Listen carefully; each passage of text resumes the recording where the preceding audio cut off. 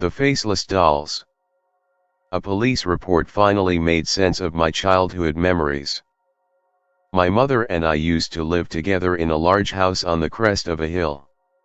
We had a sitting room that overlooked the churchyard cemetery a short way down the road. I rarely went into that room as a child because that's where my mom kept most of the faceless dolls.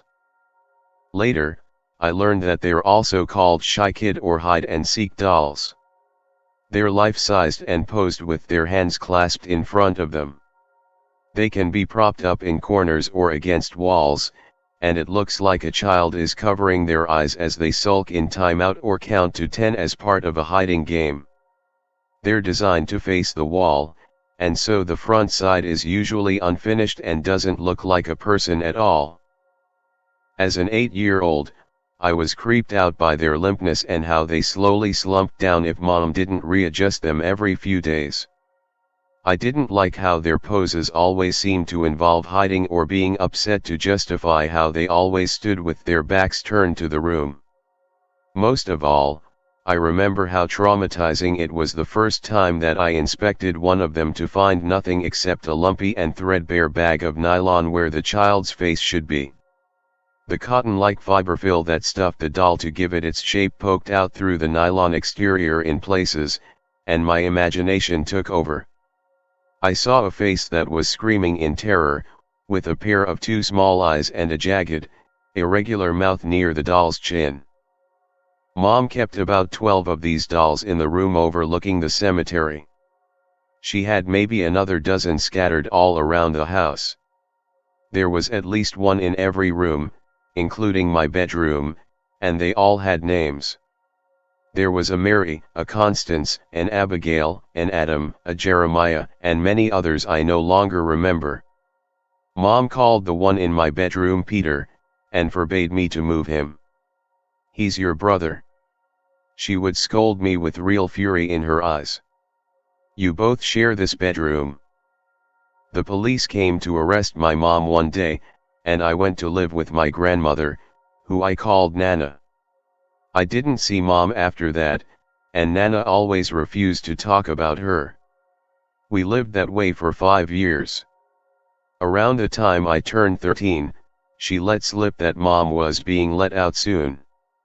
I managed to press my grandmother for the first hints of what really happened.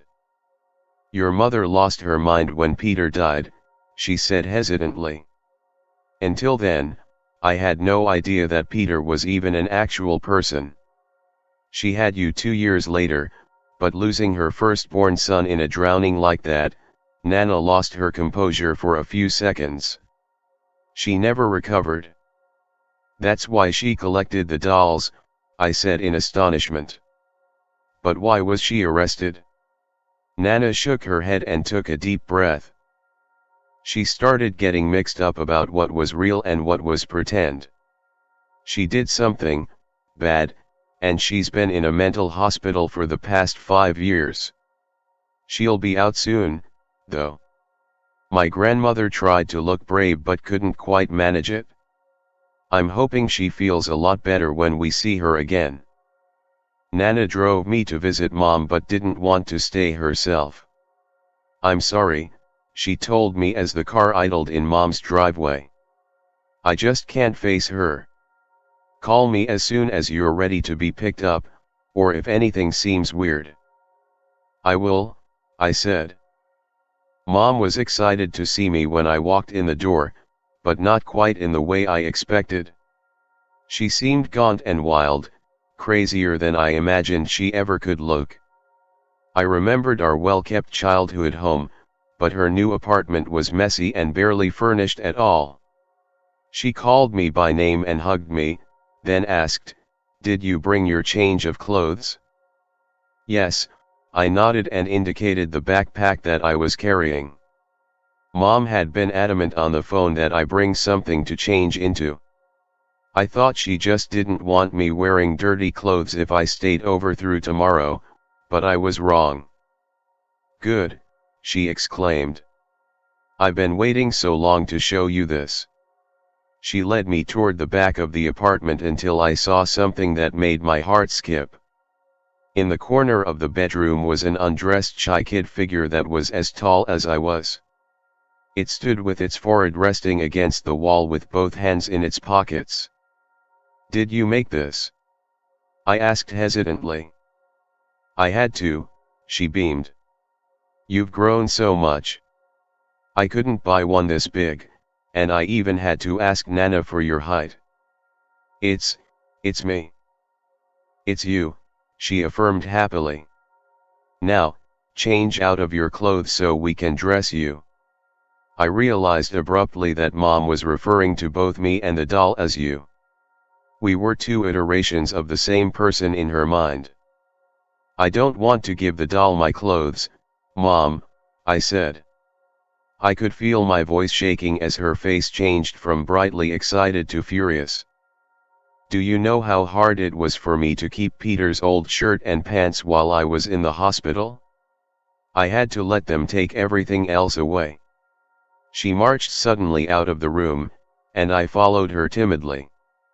As I turned the corner to find her, I saw that she was pulling a hunting rifle out of the hallway closet.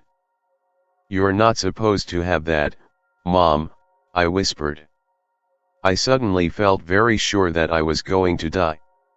She didn't answer because she was entirely fixated on loading the rifle. Her hands were trembling, and she fumbled while she did so. It was then that I pushed past her and made for the door. "How dare you!" she shrieked. I could hear her footfalls following me.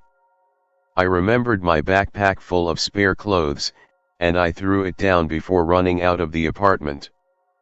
"Keep the clothes!" I screamed and slammed the door shut behind me. I kept running, but Mom never opened the door to pursue me.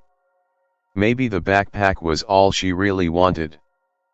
I got home as quickly as I could. I jogged and slowed to a walk when the stitch in my side became too painful. It took me over an hour to make it back to Nana's house without a car. We called the cops as soon as I told her what had happened, and I hadn't heard from my mother since that night. Nana never talked about it, and I was honestly afraid to ask her. Nana died when I was 17, and I got myself emancipated as an adult because there was no one left in my life to take me in. After my grandmother's funeral, I decided to find out what really happened once and for all. The criminal records told me everything I needed to know. The cops couldn't find Mom at first. When I fled and hurried home after she brandished the rifle and demanded my clothes, Mom was alone for about an hour and a half before anyone came for her.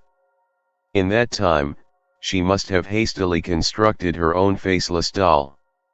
There are pictures of the apartment as it appeared when the police first arrived. The house was empty except for 3 faceless dolls seated around the kitchen table. Mom's doll was a roughly humanoid form with stuffed pantyhose for skin and wearing Mom's best outfit. It was posed to be slumped over at the kitchen table as though collapsed in a sobbing fit and burying its head in its hands. Also seated at the table were 2 smaller dolls, positioned similarly with their heads down. One was the teenager-sized one that represented me, and the other looked like a child. I'm sure it was meant to be Peter. They found her in her underwear, crushed to death in a garbage truck's trash compactor. I think Mom climbed into a relatively empty dumpster and waited to die. Now that her family of dolls was perfect without her, she just threw herself away. I went back into the older records of Mom's criminality. It gets so much worse. The charges from her first arrest read as follows: interfering with a burial ground, desecration of a corpse, and attempted abduction. Mom had been going to the cemetery and digging up bodies to dress her dolls. Among her targets were long-dead children named Mary, Constance, Abigail, Adam, and Jeremiah. I can sometimes see the dolls' outfits in my mind and how anachronistic they often were. It all finally makes sense. The police finally caught on when Mom graduated from simple grave robbing. She apparently tried to lure a girl named Ruth into her car. That's when mom went away for the first time. I'll always love my mother, but I can't forgive her. To this day, whenever I see a human form facing away from me, there's always a split second of wondering how horrible the things I can't see might turn out.